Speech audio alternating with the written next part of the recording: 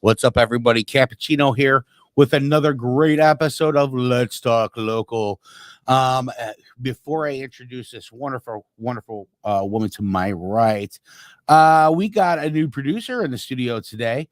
My man Nico's in the house. Nico, I'm going to walk you through this. It's going to be easy. You're going to do well. Hey, listen, if you like what you see here, go to the old Google box, click on that YouTube channel. 216 Creator Studios. Go to the live tab, like, share, subscribe, smash that bell for the future notifications. We do appreciate you guys watching in the community. If you're looking to be on an episode of Let's Talk Local with your business, organization, event, whatever it may be, go to info. That's info at 216creatorstudios.com. Almost forgot what I was going to say there. And that's just how I roll. Everybody knows Cappuccino works that way. Awesome. So listen. The Break Teen Center here in Crystal Lake. What a great place. Brenda she's such a magical woman. You know, Brenda, we've done this before, and you are supplying a space, a safe space for teens to come in, become part of something, do events, just hang out. It's like a second home for them. Welcome back to the show, Brenda. Appreciate Thank you. Thanks for having me again. Yeah. Oh, of course. Yes. Of course. Just so if anybody hasn't seen the last episode, give us a quick little synopsis on the break. Oh, absolutely. So the break was started actually almost 12 years ago. It is the result of basically my family's experiences in Crystal Lake. Mm-hmm. By the time my son, who was raised here his whole life, was a senior in high school, we found ourselves in substance use disorder, and we didn't know what to do. So while we were navigating that world, my youngest son was a sophomore at fast forward, my older son had graduated, but my youngest son was a sophomore at Crystal Lake South, and he and his friends started to tell me what they wanted to see in the community. Mm-hmm. And my husband and I were listening very intently because we didn't know how we got where we got, and there really wasn't a lot out there for the kids. There wasn't a lot out there for parents to try to figure it out. Yeah. So the break is the result of that, and it is not what I expected. I wanted it to be this beautiful coffee shop like Aroma Cafe. Right. And but the break is always driven by the kids and their voice and what they want to see in the community, because that is the only answer. Correct. To start lifting up their voice. Not about your idea. It's not about my ideas. idea. I thought I had good ideas, but yeah. Well, you do. It's just kidding. But if you walk into the break, it is got their handprint everywhere. And when I say handprint, I mean literally all over the ceiling, in the bathrooms, lots of creative expression all over the place. Fully stocked music room. We have lots of bands coming in, jamming, pool tables, projector screens, gaming computers that can also be used for homework. And I love the way you introed this, because our mission statement is a safe, stimulating environment for adolescents and young adults to find their place in the community. And that's what we do. And after 12 years, it's been quite the ride. Now, when many years ago, when I was a youngster, growing up in the city, we had little places to go. They weren't so safe. It wasn't really regulated. It could have been the worst hangout, equaling in bad results. So I was a street kid. We played running bases, red light, green light, red rover. It took a neighborhood to raise us. Come from a world where if I did something stupid, my neighbor was scolding me and then bringing me to my father. So I got it twice. Yeah. Or they were the first ones to be like, call your father, you're having lunch here today. I mean, it took a village. Today, the village is different. The world works a lot different. The world works a lot different.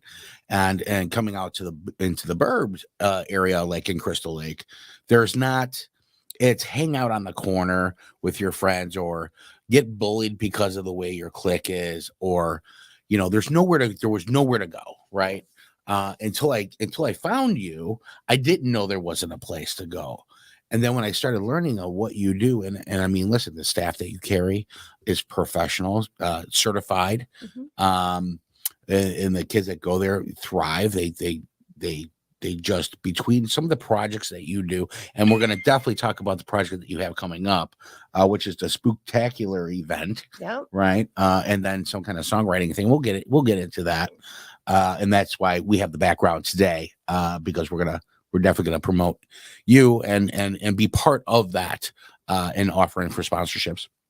But with these projects that they do there, and I think that, do you guys change those up quite a bit, or is it the same thing? Somebody joins new, is it the same projects that you guys are doing, in-house stuff, if it's planting, if it's... So you got to remember, it's driven by youth voice. So after 12 years, the first group of kids that came through, I mean, the music room was just going constantly. And those, they're now 26 years old and they still have their bands. And actually, they're going to be playing at the event that we're going to be talking about. Love it. But as we've rolled through different generations of kids, we've evolved and we've pivoted to the needs that those kids have.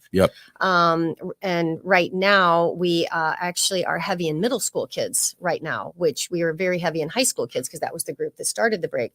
We always knew that that's where we needed to be. So that's a little bit of a different dynamic. So when they come in, yes, we have opportunities for them, driven by what they've told us, or sometimes we throw something out there and just see what works. We have when we started this, it was completely volunteer run from 2013 to 2016. We got some funding to hire our first employee.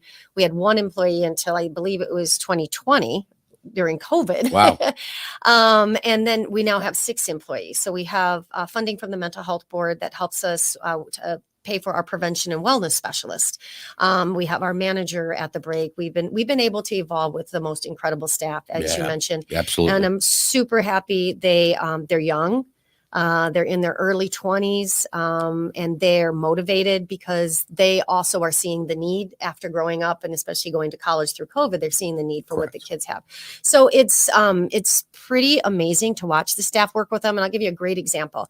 Gaming. We have gaming computers at the break. My prevention and wellness specialist, she loves to game. So what she does is she sits down and she games with them, and they love that because we actually have a staff member that can game. They have me in there, and then they trash talk me because I'm so bad at it. Well, they can't. You're like, is this Frogger? What are we doing here? Yeah, and I'm like, fine, at least I tried. But anyway, she'll have conversations with them like, hey, what's going on today? And the conversations flow. Or, hey, you know what? I see that this is making you mad because they're going to be, sometimes that frustration and that anger can come out with the video games. The conversations flow. And then they have this ongoing rhetoric. And then when we see whether it's social media, the gaming starts to be a little bit much, we do what we call harm reduction at the break, where we have those conversations and we really walk them through what's the right choice for you, or maybe spending a little bit too much time on this. Let's try this. Let's do a movement break. And they've been surprisingly receptive. And that's because of my staff. Because they're so good at what they do. They connect with them. If I have kids who might have gotten into trouble or they've experimented with vaping, I've got peer support there. I've got staff that's already gone through that. So they're able to have real conversations with the kids. Wow. And you mentioned it's a second home to them. It is a second home to them. They want to come all of the time. And happy to report the kids that come there, they're usually there with us, not only through graduation, but they come back and they volunteer for us. After that's fantastic. Yeah. And I love the fact that you said middle school. Middle school ages are tough ages. That's where we're just starting to try to figure out not only who we are, but how to find out who we are. Yeah. Going into that teenage realm. Now, listen, teenagers, I got 2 of them, right? They know everything. I know nothing now. The hormones are flowing. They're snapping. They're confused. And so for and listen, mom and dad can give only so much advice, but it's already this. It's already over their head. They're already like, because they know that there's going to be a judgment. Yeah. So being able to talk to somebody outside of that Yeah. is huge. Yeah. And that really, because the world today, when we were kids, you had butterflies. Mm-hmm. Today, you have anxiety disorder and panic They're attacks. Real. Yeah. And so maybe that's always been, but it was just, we were so busy that we didn't have time to focus on it and or label it or whatever the case may have been. But now it has been. And so now you guys are able to say, hey, listen, we can take some steps here to help you with that. And you have a place to come talk to somebody, and you don't have to worry about judgment from home or judgment from your peers or siblings. So then that way it's that guidance tool. Right. That, because I can always say, and I always say the yin yang, right? Mm-hmm. You got your good, you got your bad, a little bit of bad and good, a little bit of good and the bad. But that line in the middle is your journey line. It's up to you and how much you want to take from either side. And at least I got some guidance. And not only that, for kids who come back to volunteer who have been through that, and they're young enough to your staff to be close enough to what the world is working in today and technology and everything else. So I think it's a fabulous and fantastic thing that you guys are doing. You hit on the key word, and that's trust. And it takes time to build trust. Yes. Oh, and, yeah. That it is a safe space. All of my staff is, as you said, vetted in different things, but it takes time to build trust. And we're so happy to have the middle school kids right now because we want them that young, because you have time. Everything you mentioned, I call it, you're trying different hats. That's what you do in middle school. That there is no difference now than when we were growing up. You're trying all these different hats to see what sticks, right? The difference now is while they're trying on their different hats, they got a world coming at them right and left with social media, with the internet, with 5 million choices, not 3 or 4 choices, 5 million choices. So that I do believe is where a lot of the anxiety and the panic attacks and, come from. And I know most adults have said if they grew up now, they don't know how they would have handled that because it's so tough. So heavy on middle school right now. So that this is going to be a growth for the break because we're looking at expanding so that we have space for middle school and then that transition space so we can have our 16 through emerging adults to have a separate space and then do the cross mentoring to do, with that. So it's always changing. Like I said, we're always pivoting to what's coming up. We had to pivot for COVID. We've had to pivot for different generations of kids. It's been amazing in the 12 years to see some of the differences with where the group that started, where we were back with substance use disorder. It's still there, but I truly do believe that the tools we're giving the kids they're working, but they don't work in 6 to 8 weeks with an evidence-based program training. Correct. They work years with that time. community behind them and trust and safe places to use those skills and to make mistakes and to be vulnerable. That's true. Oh, 100% true. And so now we have it seems like, how many years have you been doing the Spooktacular event? This is actually our second year. Second year. And it's a member favorite because Halloween's always been the member favorite. Our big fundraiser was the Oktoberfest. We did that for 7 years prior to COVID. And then after COVID, that obviously wasn't going to work. And so it took us a few years to decide what was our next fundraiser. And we really wanted to involve the kids. So we involved the community and the kids because the kids put on the haunted house at the break, which is amazing. Ashley Burke is our member manager, and she helps the kids coordinate and put it together. It's really quite something. And then what we do is we start at 5. We have a 5K. So the community's involved in that. If you wear a costume, then you're able to get a raffle ticket and, you win a prize. Top 10 runners will get medals, 1st through 10. And then once they finish and they cross the finish line, they can go into the break for our haunted house, for our little party. Lots of really great music. The kids, actually, my son's in this band that's going to play. Awesome. Will be in there and they'll be performing music. So it's a really exciting time. And we've gotten a lot of support from the McHenry County pageant girls supported us this year. So they plan to come out as well, which will be really cool. Wow. So it's a big event that you're doing right now. The 5K. Well, listen, if you look at me close, running isn't my forte, right? But listen, I run my mouth. I just don't run it in 5 days. That's what I do. But we're gonna get you out there, Drew. I plan on it. I'm gonna try to make it this year, for sure. And so Nico, you got it up. That's awesome. So listen, Monster Dash 5K run. Hold your camera up to that little QR down there. Let it bring you in. Listen, there's some sponsorships for this. Support it. Go out there and do it. I know that we're putting in what was that called for the Vampire Stride. The Vampire Stride. If you have an opportunity to come here to the studio and be on a show, we want to support that as well. So we're putting our 2 cents in on that. Go check it out. Spooktacular event. Throw me out some dates there, just because I don't have glasses that can read through the screen. Spooktacular is Saturday, October 12th. It starts at 5:00. Okay. Again, sponsorships are available. As Drew mentioned, $500 or more will get you a spot on Let's Talk Local. Thank you so much for your generosity. Absolutely. That's huge for us. Absolutely. And I did put a note in there that it takes about $250 a day, or about $250 a week or day in order. I can't even read it either because I just had a birthday. My eyes are gone. Happy birthday. Happy birthday. To provide this safe space, like I mentioned, we now have staff. We feed our kids as much as possible through local communities. Church of the Holy Apostles brings in food every Monday night, so they have a family style meal. Right. We feed them as much as possible. So that covers a lot, that $250. So anything that you guys can support us with, we're always listen, grateful. local businesses in your marketing department, $250 is not much to support your community. They're going to mention that you did it. It's a benefit plan for you as well. Please reach out, and I know that we have something else here to talk to, but Nico, if you go into banners there, all the way to the right of the screen. Yep.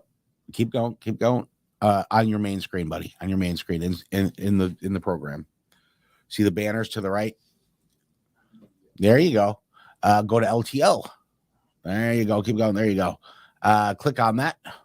All right. So listen, if you have any questions, if you want to donate, I know they got the QR code, but at least they get it. Some people just want the voice. I'm one that like to talk to people.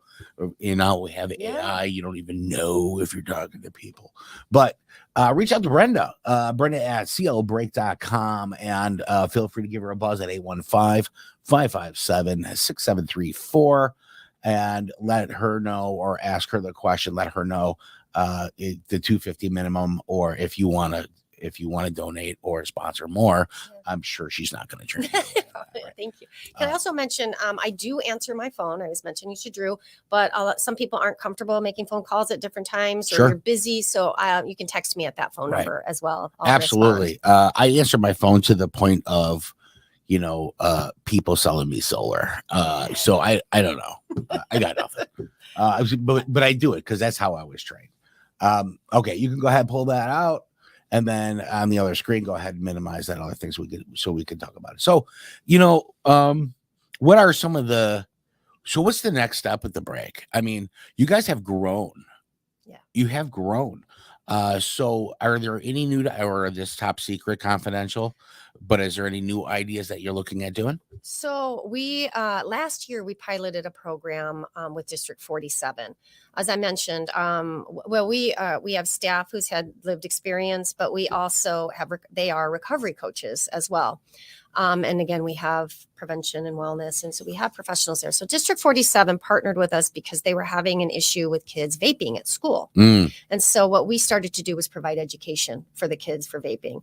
And it started off as, bring in your child, the parent, and, they sign off that they got the education. Well, what that's expanded to is if they do have that issue at school, our after school hours start at 2:30, but before that we have plenty of time. So now if the kids get in trouble at school, they can come to us for 5 days, and we actually will do their Google Classroom with them. We will, go figure. And I'm a certified sub. My husband is. We have licensed retired teachers. I have many people that can come in and fill those spots to educate, but we also get one-on-one conversation with the kids. Again, we're truth tellers. We've got people with peer support, recovery coaches, and we do evidence-based programming everything with brain science, vaping.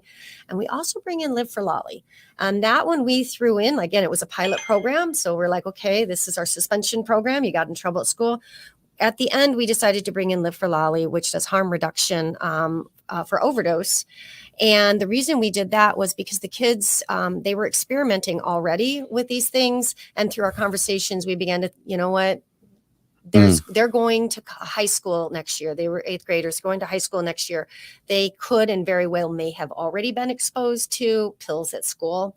And pills right now, if they aren't from a pharmacist, are pressed with fentanyl. And so it is my passion That's the that big killer we make right sure there. that we Yeah. educate the kids on that. And so we brought Live for Lolly in. And if you don't know about Live for Lolly, amazing, beyond amazing education or organization that was started because the family lost their son to an overdose and found out that there was a reversal. So we were able to bring Live for Lolly in. The feedback we got from the kids and the parents and the teachers at school was incredible. So now we're moving forward this year with District 47, and we're incredibly excited. Thanks to the Mental Health Board's support with some grant writing, we got a base prevention grant, which is a state grant, so that we are able to now have more funding to put this on. And we do it at the break. We only support so many kids because we keep it personalized, but we'll eventually be able to move this out to other organizations, say Warp Core in Woodstock. Yeah, So, that's awesome. yeah. Wow. I could go on and on. We have a million things going on that are super asked cool. one tiny little, so what's anything? She says like, bam. Yeah. Wow, that's a huge step. And listen, if you get suspended from school, vacation time, Yes. mostly, right? Yes. But now it's you get suspended from school. Nope, you still go to school, but you're doing it with the break. And it's going to be a little bit more lenient, a lot more fun, open communication. I can't, it's hard for me not to throw my 2 cents out there sometimes, but fear and intimidation never taught a kid anything other than how to block and avoid instead of open. And some of the tactics that we still do in schools today is that now is it generational based on the teachers? I don't know. Are there teachers out there now that is our recruiting process not standardized enough? Is it not, good enough to bring in the right teachers to do the right job? I don't know. But I do know that when you have a third party source, such as yourself, you're vetting that. Yeah. And so if you can save a kid to better his future, his or her future, that's huge. That touches my heart due to the fact of there's a lot of kids out there that just they're like they don't understand school, they don't understand how to learn, they're not taught how to learn, they're pointed to a device saying figure it out. Or they're in a situation that learning is hard because they got other things going on in the background, whether it's a home thing or whatever. And we're able to focus on, okay, what are your goals? Okay, how is this working for you? Right. If this is what you're doing, how's this working for you? So the other step that we did, because we kind of had creative license what to do, as we talked to the kids, we found out their goals and their interests. You'll love this one. One of them really wants to play basketball. And he's good. So we're talking to him, talking about his different goals. So we had Phil Wallace come in. Oh, and Phil, shout out to Phil Wallace. Yeah. It was at Midwest Monsters. Is it what he's got now? Yes, he just started his own business through basketball, and he's incredible because he's multifaceted. Yeah, sports, coaching, anything that you have a goal setting. Gives these kids everything they need. But then you have a mentor like him. He came in the shortest time. I walked away. He shared his experiences with my young person. My young person was so connected with him. He had him by the time we left. He goes, you meet somebody, you stand up, you shake their hand, you look them in the eye. You don't know who you're meeting at any point and who you're networking with. You're going to need these people. And so then from then on, and every once in a while I would kind of look at him like this, but anybody who came through the break, including somebody from the sheriff's department, he would come up and shake their hands. Love that. The only reason the sheriff department was there because they were actually checking out the break and they were right. I'm glad you explained that. They weren't there for anything. Yes. Even when the SWAT team showed up. There goes that idea. He is up there shaking his hand and looking him in the eye. Well, that was huge because you cannot do that with kids of this generation. No. Something happened in that connection. and we were able to call in the right people, which I is what love we it. do. Yeah, It big was shout pretty out to impressive. Phil. What a hell of a guy. He is awesome. I love everything that he's doing. And kudos to you for, finding these needs, and probably not easy to identify, because even some kids don't want to share what they need, so that you guys have to kind of sort out and fiddle around with it a little bit and go, I think we need to do this. This might work better for them. I am very proud of us, because I'm proud of you I'm guys too. shocked at how quickly we can get that. And we're really good about figuring out who they need to talk to at different points. And believe it or not, the old lady can have an effect. But you know what? When I'm talking to them, if I talk about my experiences when I was younger, they're done, because that's not relevant. When I was a kid. That's not relevant. Right. So I'm always really careful, Yeah. but they do know my kids' experiences. And so then I can bring in, somebody else, whether it's Live for Lolly, or I can bring in Ashley, or I can bring in, I brought in consumer credit counseling, because I have some entrepreneurs, if you know what I mean. Oh yeah. And I so get it. And I 100% understand everything you're saying, even with my own kid. I think it was the other day, she's like, well, what did you guys back in the day do? And she says the 1900s. I was like, stop it. Oh yeah. I said, well, we had to MacGyver everything. Yeah. She goes, what's a MacGyver? And I was like, we're done talking. But it's cute. I think she does it intentionally, just to not my kid. No. So now we have this other thing that we're doing, right? Let's go ahead, Nico, and pull that up. Awesome. And you can you see there. So this is a songwriting contest. Is that right? Okay. So on my oldest son is the reason that we got into this, and we were listening so intently. He had a journey with substance use disorder, specifically opiates, that started as a senior in high school. He was in recovery for 3 years. Actually 3 years and a day. A 4-day relapse took his life. Oh man. So we are very passionate to keep uplifting him and everything he gave us when he was here. And he was a musician, he was a songwriter. So since he passed in 2019, we've had an event for him every year. And so this one we have, we're kicking it off with a songwriting contest. There's a mandatory meeting on Saturday, the 21st, for anybody who wants to write an original song. You have a week to put it together, and it's you can do it on your phone. You can, if you have your software, you can do it. You can send it over, and we have judges, we have a rubric, and we will announce it on the 28th at the break. We have from 2:00 until 11:00. We have bands all day long. And they are playing my son's music as well as covers. There's some of the bands from the break. And it's called, don't freak out, it's called Paul's Dead. My son's name was Paul. He loved the Grateful Dead. Oh boy. Years of his life. So it's called Paul's Dead, and it's become a tribute band, okay, cover band that's been successful in the area the last couple of years. So fantastic. They will finalize it, and we will announce the winner of the songwriting contest. Yes. Nice. Let me sweeten that deal. I will put the song winner on one of our shows. Nice. Thank you. If they, all you got to do is reach out to me and be like, we got our winner. Okay. I'm like, let's bring them in. Right. Absolutely. I absolutely want to help with that. Thank you. And songwriting contest. So how do we know they're not AIing all these songs? Like, is it a battle of AI right now, or how do we, listen, don't cheat, folks. Yeah, don't cheat. But don't cheat. The people who are vetting this, they'll probably have an idea. Yeah, they're pretty good. And Jake Lizio as well. Yeah, so Jake's going to be in there. My son is going to be in there. Yep. And we have some musicians who've been trained at Columbia. Yeah. So I'm never going to worry about They'll see the repetitiveness, because if you look up a song. Because you know what? Yeah. It's going to figure itself out. It will. And we'll go from there. But I do want genuine people who love to write and want to produce and want to perform and on all of that goes into it, because I'm sports. Phil Wallace is sports. My husband's a big football player. Well, these kids, this is their sport. Yeah. And I love everything that gives them with the it digs in there too. Awesome. I would love to see how creative that comes out to be. I will try to make that. Nico, put that on our calendar. We're going to try to make that. And then, if we can get out there, maybe we even get some video of what's happening out there. That'd be awesome. So that's awesome.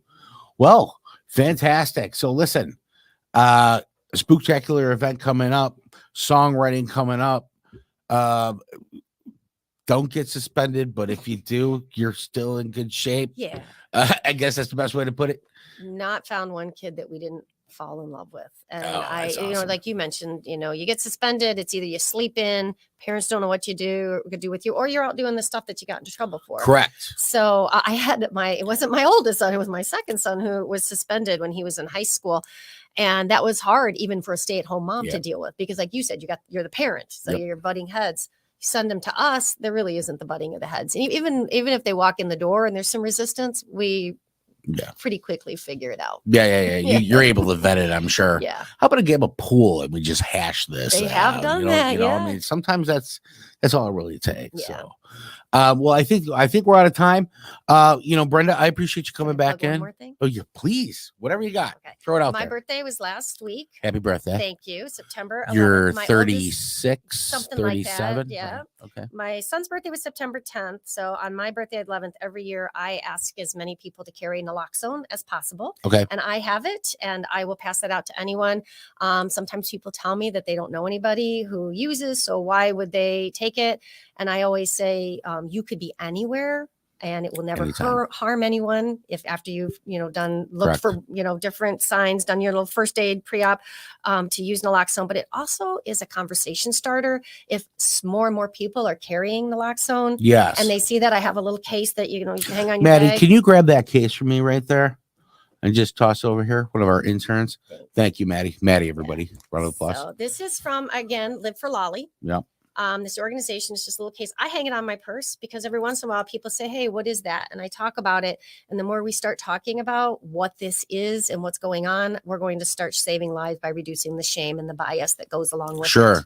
So, thank you for that. So if there's a problem or you see somebody, like I use my cappuccino germs kicking chicken on the ground, you don't know what could be happening. This won't hurt them. It will never. It can only help them. Yes. And this is for any opiates or overdose. Is it opiates? It's opiates only. Okay. Yeah. Okay. Right now. So listen, it's good to have something on hand to help somebody else. And if it's not going to hurt them, then it's a win-win, no matter how you look at it. Yep. Always call 911. Listen. Yep. Call 911 always. But if you have it on hand after 911, that's always your first call. Go ahead and do what you got to do with the pack. I've personally known people who have been revived in a train station. And I've had to use it for people that I've been helping, and it works just like this. And then we're able to get them help. We're not going to test it. And never at the break, right. Never at the break. Right. That's my side gig because of my passion, because of losing my son. Well, you're finding all the ins and outs that make a difference in people's lives. So, I mean, that's what I love about you the most. You're like, this can be added to this. I'm building an ecosystem that helps people. I don't know how that sucks. I mean, you know what I mean? That's building your awesome. Own ecosystem. So thank you. Yes, I understand that. Incredible. Yeah. Well, you're pretty incredible, and the things that you do. All right, and big shout out to Maddie and Nico producing today. Thank you guys so much for your time coming in today. Nico has no idea what it's like to be that troubled teen. Listen, till next time, folks. I am Drew Cappuccino. You gotta have to line it up for the outro, my man. Ready? He's awesome. Until next time, let's talk local, but think global. We appreciate Brenda from the break coming in today, and looking forward to seeing for the next round that you come in for the follow-up of everything that's going on. Thank you. Thanks, folks. Enjoy the rest of your day.